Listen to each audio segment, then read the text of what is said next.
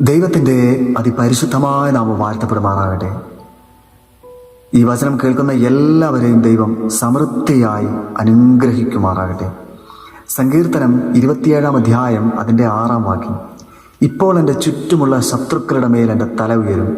ഞാൻ അവൻ്റെ കൂടാരത്തിൽ ജയഘോഷയാഗങ്ങളെ അർപ്പിക്കും. ഞാൻ യഹോവയ്ക്ക് പാടി കീർത്തനം ചെയ്യും. ദൈവത്തിൻ്റെ നാമം മഹത്വപ്പെടട്ടെ. നമുക്ക് ചുറ്റും നമ്മളെ കല്ലെറിയുന്നവർ നിന്നോട്ടെ, പ്രതിസന്ധികൾ വന്നോട്ടെ, നഷ്ടങ്ങൾ വന്നോട്ടെ, പ്രതികൂല സാഹചര്യങ്ങൾ വന്നോട്ടെ, നമ്മൾ അനുഭവിക്കേണ്ട നന്മയ്ക്ക് തടസ്സം വന്നോട്ടെ, വിഷമിക്കേണ്ട. കാത്തിരിപ്പിൻ്റെ സമയം കൂടുന്നത് ദൈവത്തിൻ്റെ വലിയ ഒരു അനുഗ്രഹം നമുക്ക് മുൻപിലുള്ളത് കൊണ്ടാണ്. വഴികൾ അടയുമ്പോൾ ഓർക്കണം, അവൻ നമുക്കായി ഒരു പുതുവഴി തുറക്കാൻ പോകുന്നു എന്ന്. അവനിൽ നമുക്കൊരു പ്രത്യാശ ഉണ്ടായിരിക്കണം. കടഭാരത്താൽ വലയുന്നവർ, രോഗികളായവർ ഭാരപ്പെടേണ്ട. അവനിലേക്ക് നമ്മുടെ ഹൃദയത്തെ ഒന്ന് കൊടുക്കണം. നിങ്ങൾ ദൈവത്തിൻ്റെ സന്നിധിയിൽ കണ്ണുനീരോടെ, വിശ്വാസത്തോടെ, പ്രാർത്ഥനയോടെ നിൽക്കുന്നവരാണോ? വചനത്തിൽ വിശ്വസിച്ച് ജീവിക്കുന്നവരാണോ?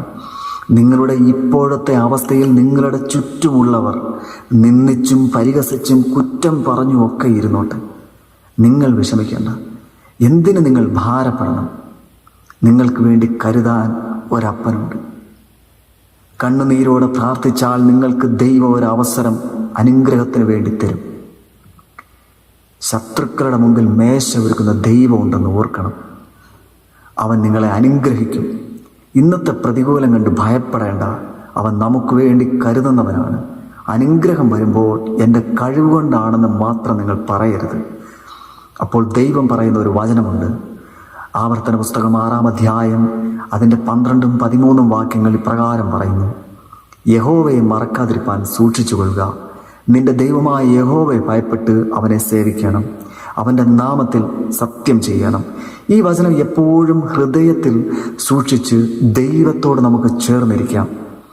ദൈവം നിങ്ങളെ സമൃദ്ധിയായി അനുഗ്രഹിക്കും.